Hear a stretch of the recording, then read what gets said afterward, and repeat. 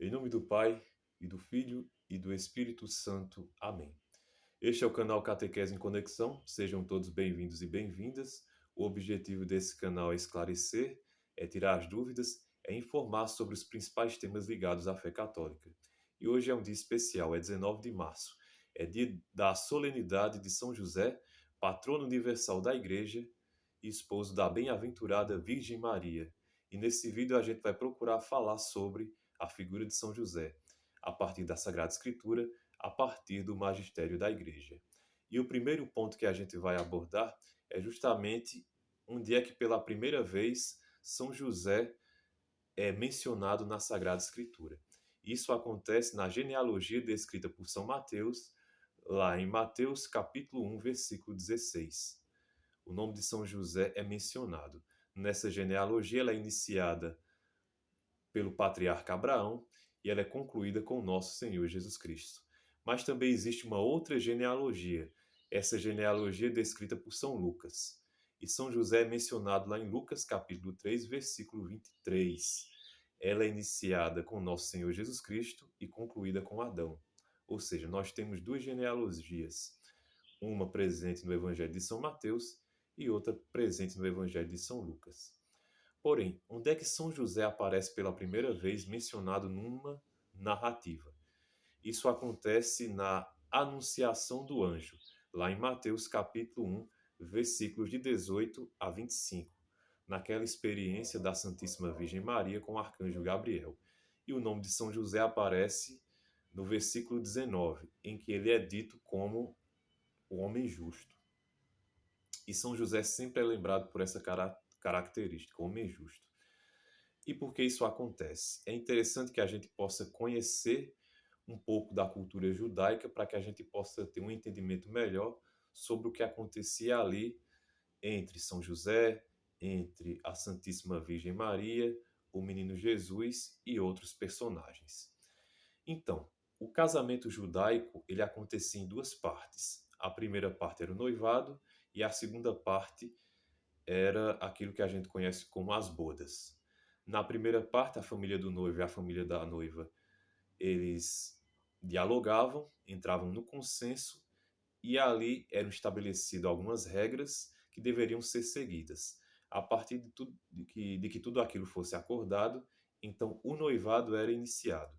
E basicamente duas coisas eram acordadas naquele noivado. A primeira, de que o noivo era responsável por ter uma casa própria, e o segundo ponto era conseguir o valor do dote. Só poderia haver o casamento se esses dois pontos fossem respeitados. Muito se fala em dote, mas qual era a importância do dote? O primeiro ponto é que o dote ele tinha uma importância de que aquela família da noiva estava perdendo um ente querido. Aquela família da noiva estava perdendo um membro importante, então ela deveria ser ressarcida, aquela família. Então, aí é onde entra a questão do dote. Também, aquela noiva que se tornaria esposa e possivelmente ficasse viúva, então ela não teria como se sustentar, porque as mulheres não trabalhavam naquela época. O trabalho das mulheres era destinado aos cuidados da casa e à criação dos filhos, então elas não tinham uma renda. Então, quando elas ficavam viúvas, então o dote ele servia como a forma daquelas mulheres se sustentarem. Então, por isso que o valor do dote ele era muito alto, justamente para cobrir essas futuras despesas.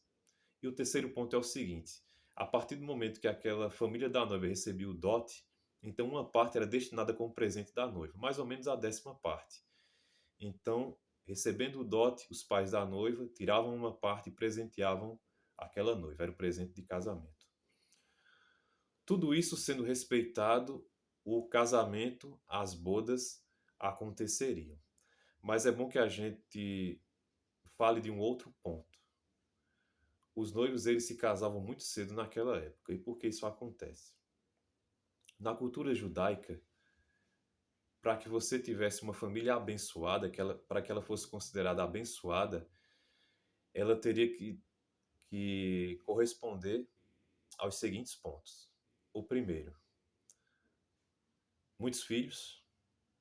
Segundo, muitas posses. E terceiro, que o patriarca e a matriarca daquela família vivessem muito tempo, tivessem longevidade. Então, existe essa preocupação de se casar muito cedo, para que aquele casal pudesse ter muitos filhos, respeitando aquilo que Deus fala no livro do Gênesis, crescer e multiplicai, e também para que houvesse tempo de participar de todo o crescimento e desenvolvimento daqueles filhos. Ou seja, para que o risco de haver o falecimento do pai ou da mãe fosse reduzido, para que eles tivessem a capacidade de acompanhar todo o crescimento daqueles filhos, todo o desenvolvimento daqueles filhos. Então eles casavam muito cedo.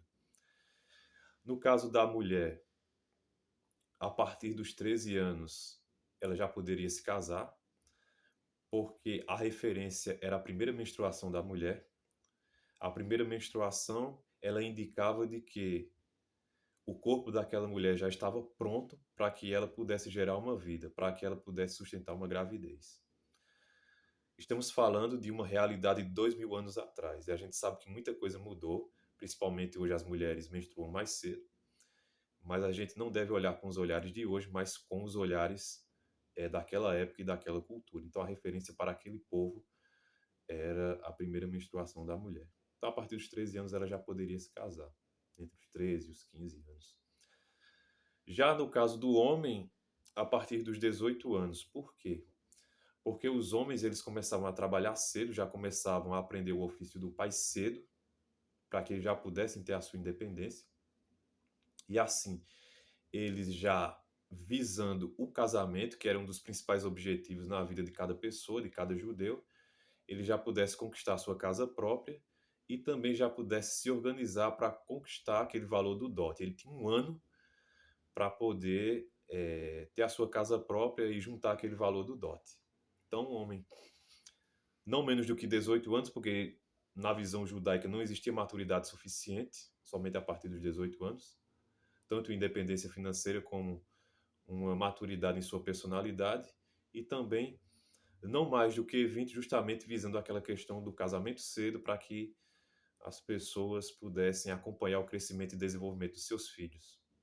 Então, existia esse respeito e esse zelo com esses intervalos de tempo. Mas aí vai surgir uma outra pergunta.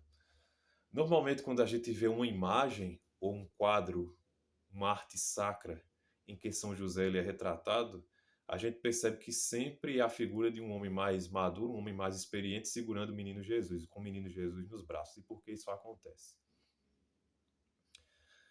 Existem alguns livros chamados apócrifos. São livros que foram escritos muito tempo depois de que o livro do Apocalipse, que é o último livro do Novo Testamento, foi concluído. Anos depois. E esses livros tinham como objetivo preencher os espaços deixados por aqueles livros considerados canônicos, porque os livros canônicos eles não falam de toda a história dos personagens bíblicos. Eles falam daquilo que é mais importante, da sua missão, da sua vocação e do seu testemunho. Eles não falam de todos os detalhes da vida daqueles personagens. Então, esses escritos posteriores, eles surgem com esse objetivo. Só que eles não têm reconhecimento canônico da igreja. Não têm reconhecimento canônico. Porém, eles ficaram muito populares na Idade Média. Então, a partir das informações que eles tinham, por exemplo, evangelhos apócrifos que falam que São José era viúvo de um primeiro casamento, que quando ele se casa com a Virgem Maria, ele já era um homem com uma certa idade, que ele já tinha filhos. Então, tudo isso deu a entender e influenciou principalmente os movimentos artísticos conhecidos como renascentismo e barroco. Então, esses movimentos artísticos, a partir das informações desses evangelhos apócrifos que se tornaram muito populares durante a Idade Média, os artistas eles acabaram sendo influenciados e nas suas obras, nas suas artes sacras, apresentam um São José mais maduro, mais experiente. E outro ponto é que, dentro da cultura judaica, esses homens de uma idade mais avançada eram sinônimo de sabedoria, de experiência, de proteção, eram referências. Esses homens mais experientes eram referências. Então, São José, por ser uma referência, por ter uma missão muito específica, muito importante e muito desafiadora, também atribuiu-se essa imagem, essa arte sacra de um homem mais velho, de um homem mais experiente, mas que isso não condiz com as questões históricas e culturais da época. Então, voltando, São José que ele é conhecido como homem justo, né? Lá em Mateus capítulo 1, versículo 19, ele é conhecido como um homem justo. É uma característica que sempre São José é lembrado. Mas por que isso acontece? A gente sabe que tudo que era acordado, se não fosse acordado, teria uma pena. Então, quando Nossa Senhora tem aquela experiência da anunciação do anjo, que o anjo vem até ela e fala que ela foi escolhida para ser a mãe do Filho de Deus, a mãe do Messias, a mãe de Salvador, que tudo aquilo aconteceria por obra e intervenção do Espírito Santo, tudo aquilo que o anjo falou para ela, ela também falou para São José, ela não escondeu nada. Só que tanto para São José, um homem daquela época, como para um homem dos dias atuais, aquilo era difícil de assimilar, e para São José não foi diferente. Então, na visão de São José, aquilo foi uma desculpa para um adultério que ele sofreu. Só que São José, ele era conhecedor da lei. E a lei dizia o seguinte, lá em Deuteronômio capítulo 22, versículos de 20 a 21, que uma mulher que fosse denunciada por adultério, que a parte queixante, o marido que foi vítima do adultério, denunciando a autoridade legal, aquela mulher seria condenada à dilapidação, condenado ao apedrejamento público, o apedrejamento público. Então, se São José denunciasse Nossa Senhora, então era isso que iria acontecer com ela. Só que São José era um homem justo e ao mesmo tempo misericordioso. Então, ele não continuaria com aquele noivado, mas ao mesmo tempo não queria que Nossa Senhora morresse. Até porque ele sabe que a morte só traz consequências ruins. Então, ele resolve deixá-la em silêncio, em segredo. E é aí onde ele tem a experiência do primeiro sonho, lá em Mateus capítulo 1, versículo 20, em que o anjo que anunciou a Nossa Senhora que ela seria a mãe de Salvador, também, por meio desse sonho, anuncia a São José que tudo aquilo que Nossa Senhora falou era verdade, que ela estava sendo coerente com tudo aquilo que ela havia escutado da boca do anjo. E quando a gente vê São José tendo revelações a partir de sonhos, a gente lembra de um personagem chamado José do Egito, lá no Antigo Testamento. José do Egito, que era filho do patriarca Jacó. José do Egito, ele, a partir do seu dom de interpretação de sonhos, chegou ao cargo de mais importante do Egito, abaixo apenas do faraó, devido a esse dom que Deus o presenteou. Então a gente pode chegar à seguinte interpretação de que José do Egito seria uma prefiguração de São José. Personagens com o mesmo nome e com dons semelhantes. Mas voltando, São José, sabendo que tudo aquilo que Nossa Senhora havia falado é verdade, então a vida continua. Então o próximo passo é a viagem a Belém. Nossa Senhora já começa a sua gravidez e São José vai até a cidade de Belém. Isso está descrito em Lucas capítulo 2, versículos de 1 a 20. Por quê?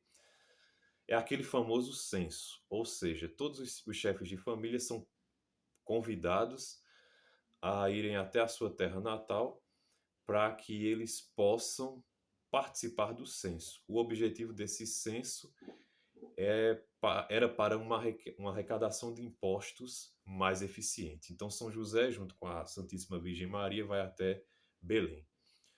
Lá, Nossa Senhora dá a luz ao menino Jesus. E acontece um episódio interessante, que é justamente a visita dos pastores.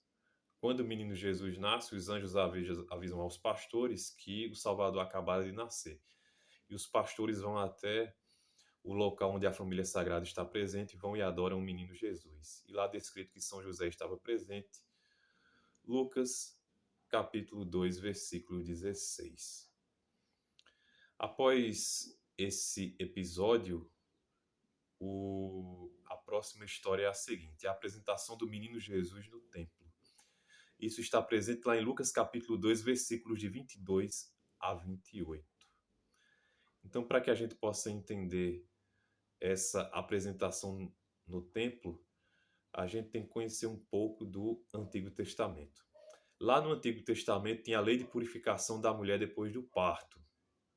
Lá em Levítico capítulo 12, versículos de 1 a 8. Levítico capítulo 2, versículos de 1 a 8. Por quê? A mulher, quando tinha um parto, ela tinha contato com sangue, tendo contato com sangue, ela ficava impura. Então, toda mulher teria que ir para o templo, passar por esse processo de purificação. E Nossa Senhora, respeitando a lei, também vai até o templo para que isso aconteça. E lá eles têm contato com um homem chamado Simeão. Simeão, um homem já idoso, um homem que aguardava que as profecias do Antigo Testamento se cumprissem, e ao ver a Sagrada Família, ele percebe que Deus realmente cumpriu tudo aquilo que ele prometeu através dos seus profetas. E aí reconhece no menino Jesus o cumprimento dessas profecias. E mais uma vez São José estava presente, lá em Lucas capítulo 2, versículo 33, descreve a presença de São José ali. Depois da apresentação do templo, eles voltam para Belém. E aí vão surgir novos personagens. Esses personagens são sábios vindos do Oriente, que ficaram conhecidos como os Reis Magos, popularmente como os Reis Magos. Então, esses Reis Magos, eles eram homens provavelmente vindo da Pérsia, e esses homens eles eram conhecedores das estrelas e conhecedores de profecias. Então eles entenderam que havia chegado o momento de que o rei iria nascer, através dos seus estudos e através de uma estrela que aparecia no céu, uma estrela que se destacava dentre as outras. Então eles acabaram seguindo essa estrela até Belém. Então eles chegam até o palácio do rei Herodes, que era o rei da Judéia naquela época. Então eles vão até Herodes, contam porque estavam presentes. O rei Herodes fica assustado porque não sabia, não tinha conhecimento dessas profecias, então ele vai consultar os sábios da sua corte, e os sábios da sua corte afirmam que realmente aqueles homens vindos do Oriente tinham razão.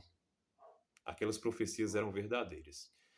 Então Herodes, vendo que poderia surgir alguém que estaria com o desejo de usurpar o seu trono, então ele diz àqueles sábios do Oriente que procurem, que encontrem esse novo rei e que, ao retornarem, passem pelo seu palácio e que informem onde é esse lugar para que ele também possa adorá-lo.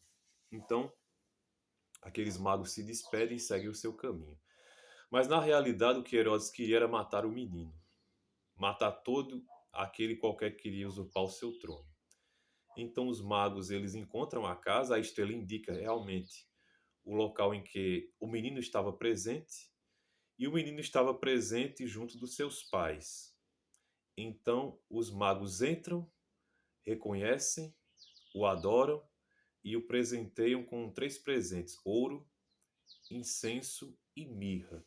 Isso está descrito lá em Mateus capítulo 2, versículos de 1 a 12. Depois desse momento, os sábios vão embora, os reis magos vão embora. E eles entendem que Herodes não quer adorar o menino, que Herodes quer matar o menino. E passado o tempo, Herodes percebe que foi enganado por aqueles magos, que eles já foram embora. Então Herodes emite um decreto que todos os meninos em seu reino com idade igual ou inferior a 2 anos do sexo masculino sejam mortos. E aí é quando São José tem a experiência do segundo sonho, que está presente lá em Mateus capítulo 2, versículo 13. O anjo avisa, aquele mesmo anjo avisa a José que vai embora porque vai haver o massacre dos inocentes. Ele vai embora com a Sagrada Família para o Egito. Então, imediatamente, São José se acorda e leva consigo a Sagrada Família Nossa Senhora e o menino Jesus para o Egito até que as coisas se acalmem. Passado o tempo, então o anjo volta a avisar São José em sonho de que ele retorne do Egito porque o rei Herodes morreu. Isso acontece em Mateus capítulo 2, versículo 19.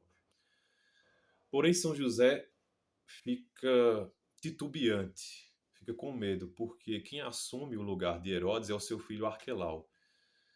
E a dinastia herodiana ela é muito violenta. Então São José tem medo de retornar e sofrer retaliações. Então, mais uma vez, o anjo entra em contato com São José através do sonho, é o quarto sonho de São José. Então o anjo diz que São José volte para a Galileia, que volte para Nazaré, ou seja, onde tudo começou.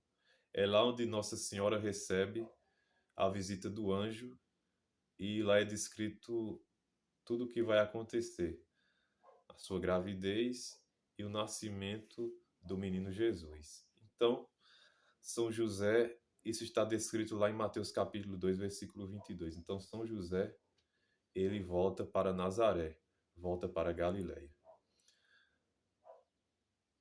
Depois disso, há o seguinte, aquele acontecimento em que Jesus está com os doutores no templo. Ou seja, o menino Jesus se perde de seus pais, de São José e de Nossa Senhora, e São José e Nossa Senhora procuram o menino Jesus, procuram e vão encontrar ele junto aos doutores no templo.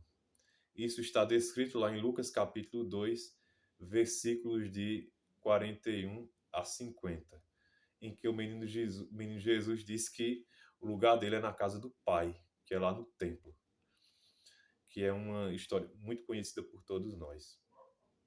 Depois, em Lucas capítulo 2, versículo 51, vai dizer que o menino Jesus, ele era obediente a seus pais. E a consequência é que esse menino crescia em sabedoria, estatura e graça. Então, a partir desse momento, não aparece mais São José participando de nenhuma narrativa bíblica.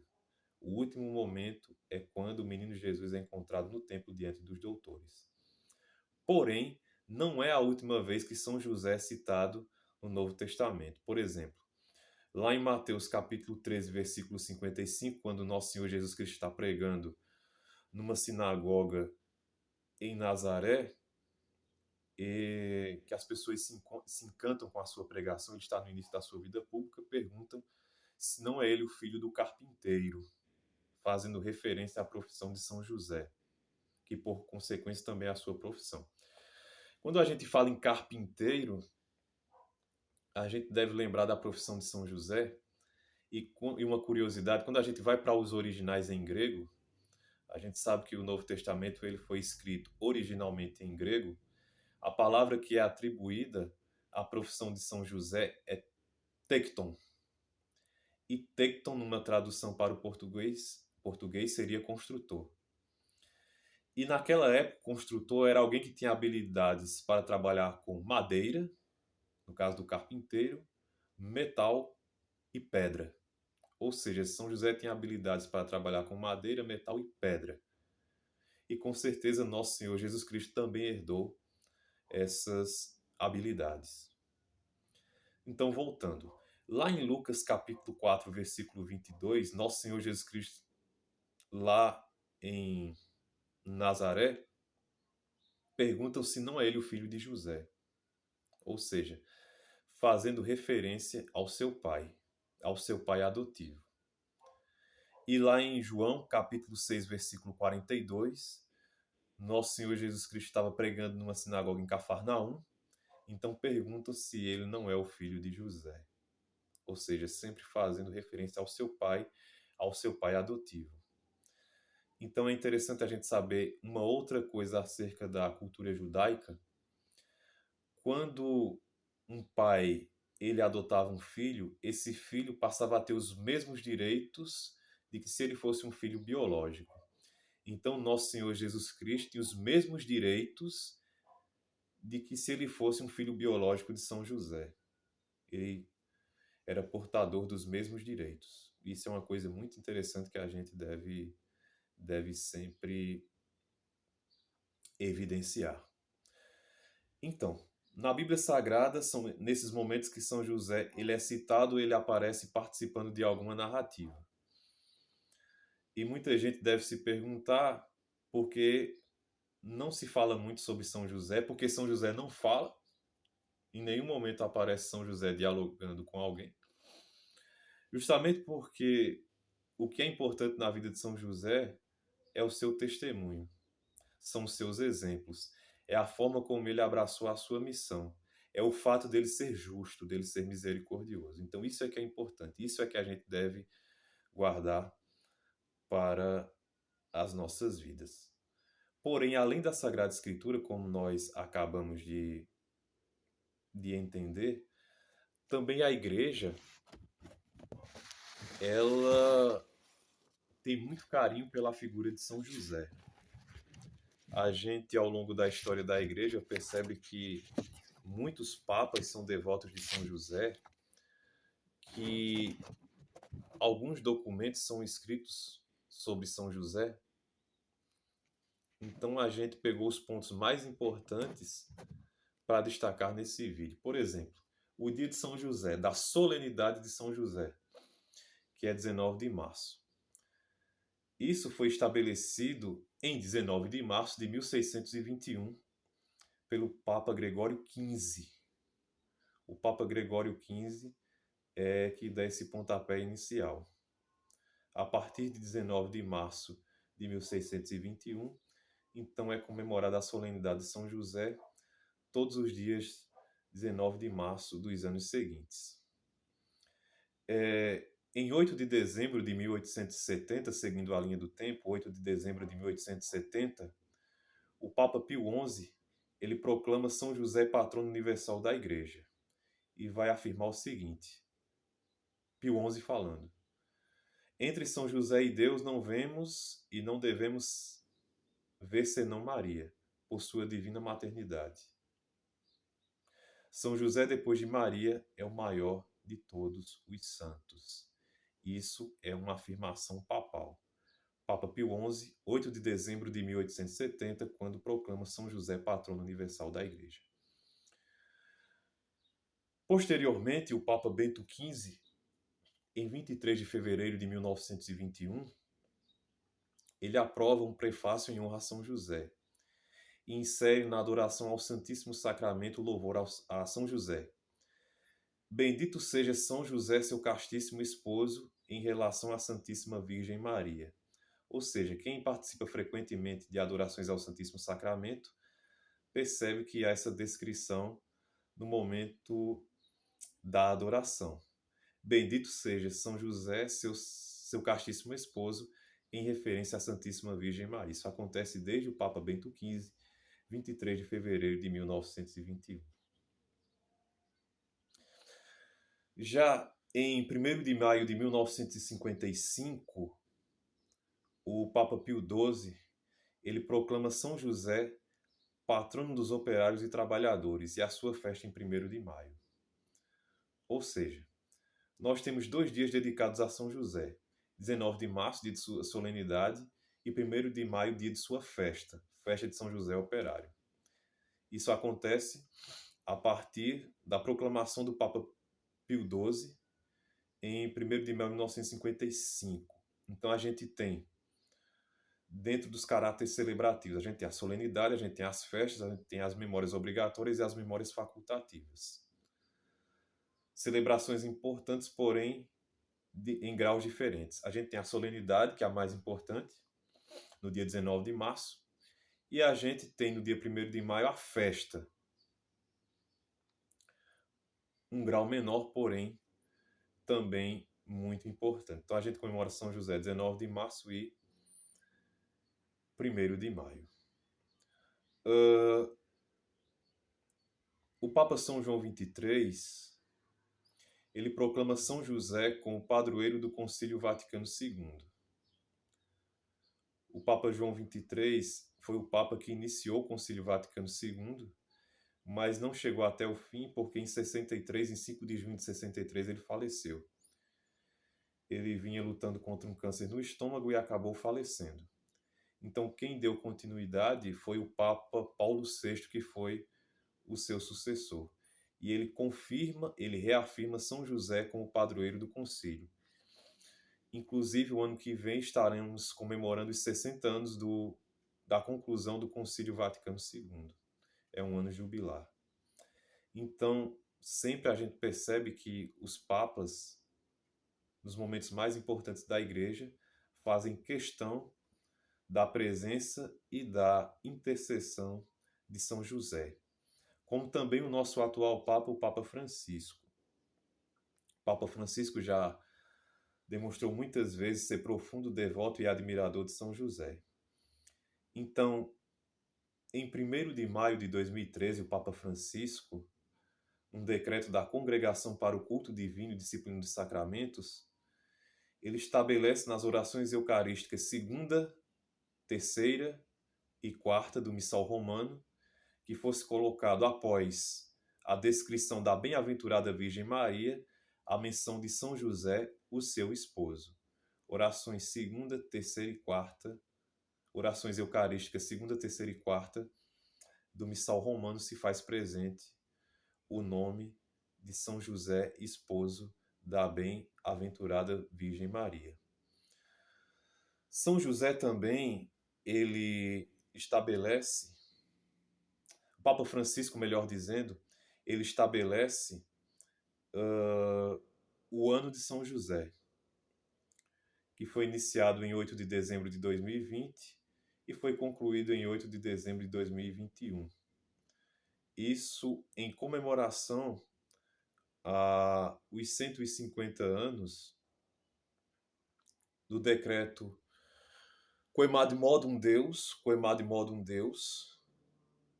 do Papa Pio IX, onde ele proclamou São José como patrono universal da Igreja, a comemoração dos 150 anos desse decreto. E, além disso, o Papa Francisco ele escreveu uma carta apostólica chamada Patris Corde, uma expressão latina que significa com o coração de pai. Ou seja, também em celebração a esses 150 anos de São José como patrono universal da Igreja. E nessa carta é interessante porque o Papa Francisco ele enfatiza, ele destaca 7 virtudes de São José. A primeira, Pai amado. A segunda, Pai na ternura. A terceira, Pai na obediência. A quarta, Pai no acolhimento. A quinta, Pai com coragem criativa. A sexta, Pai trabalhador. E a sétima, Pai na sombra. Repetindo. A primeira, Pai amado. A segunda, Pai na ternura. A terceira, Pai na obediência. A quarta, Pai no acolhimento. A quinta, Pai com coragem criativa. A sexta, Pai trabalhador. E a sétima, Pai na sombra. Então, essas são as virtudes de São José que o Papa Francisco faz questão de destacar nessa carta apostólica. Essa carta apostólica é muito interessante porque é um documento em que a gente pode conhecer mais sobre a figura de São José, entender por que ele é tão querido, entender por que os papas têm tanta devoção e por que a Igreja faz menção de lembrar sempre essa figura também em sua liturgia. Então, nesse vídeo a gente falou sobre São José a partir de uma perspectiva bíblica e a partir de uma perspectiva do magistério da Igreja. Claro que tem outros documentos, tem outros papas que falam sobre São José, mas a gente procurou ser mais objetivo e trazer aquilo que é de mais importante e interessante acerca de São José, partindo da visão da Igreja. A importância de São José é tão grande que, como eu falei no início do vídeo, ele também se faz presente nos evangelhos apócrifos, ou seja, evangelhos apócrifos, esse material aqui. Só que a gente deve lembrar uma coisa. O que a Igreja considera oficial é o que está presente na Sagrada Escritura e o que está presente em seu magistério. Isso para a Igreja é oficial. Os evangelhos apócrifos, eles são fontes extra-bíblicas. Eles servem de curiosidade. A Igreja não reconhece esse material como material canônico, como material oficial. Então a gente deve deixar isso muito bem claro. Para a Igreja, o que é oficial é o que está presente na Sagrada Escritura e o que está presente em seu magistério, ou seja, seus documentos, aquilo que os papas falam sobre São José. Isto posto, isto esclarecido, vamos agora trabalhar com os evangelhos apócrifos. Os evangelhos apócrifos, como eu disse antes, eles buscam explicar, narrar detalhes da vida de personagens bíblicos que não estão presentes nas Sagradas Escrituras. Só que são escritos tardios, escritos que foram concluídos tempos depois de que os livros da Sagrada Escritura estavam prontos. Então a gente deve ter esse olhar. Então, dos primeiros escritos apócrifos é o Proto-Evangelho de Tiago. Esse livro, ele data de mais ou menos o século II. As datas que a gente vai falar são datas aproximadas de todos os evangelhos apócrifos, datas aproximadas. Então, esse evangelho apócrifo, ele fala sobre o casamento de José e Maria e fala também sobre o parto da Virgem Maria. Um outro evangelho apócrifo é o evangelho do Pseudo Mateus. Ele foi escrito entre o final do século III e o início do século IV. Ele fala sobre o casamento de José e Maria, do parto de Maria, detalhes sobre a fuga para o Egito e da infância de Jesus. Um outro livro apócrifo é a Natividade de Maria, que foi escrito entre o final do século IV e o início do século V. Ele fala do noivado e do casamento de José e Maria. Ele procura falar em detalhes sobre esses acontecimentos. O próximo livro apócrifo é o Evangelho de Tomé. Ele foi escrito aproximadamente no século II depois de Cristo. E ele fala sobre a infância de Jesus e o período que a família sagrada passou no Egito. Um outro apócrifo é o Evangelho Árabe da infância de Jesus, ele que é datado do VI século. Ele narra a viagem a Belém, o parto de Jesus, a fuga para o Egito e os milagres que Jesus realizou durante a sua infância. E para concluir, há um apócrifo chamado História de José, o Carpinteiro. Esse apócrifo ele data do final do século VI e início do século VII. Então, ele vai falar do noivado e do casamento de José e Maria. Ele vai falar de testemunhos dados a partir de Jesus e de Maria sobre São José e também de alguns filhos de São José. Lembrando que esses evangelhos apócrifos falam que São José ele era viúvo de um primeiro casamento e ele teve 4 filhos e 2 filhas desse primeiro casamento. E depois ele se casa com Maria e desse segundo relacionamento é que vem Jesus. Então ele vai falar que São José viveu 111 anos, até os 111 anos ele tinha uma vida saudável, uma vida ativa, e que depois ele foi acometido por uma doença que o deixou de cama, não saiu mais dessa cama, que foi o lugar onde ele morreu. Quando ele morreu, Jesus estava presente com ele.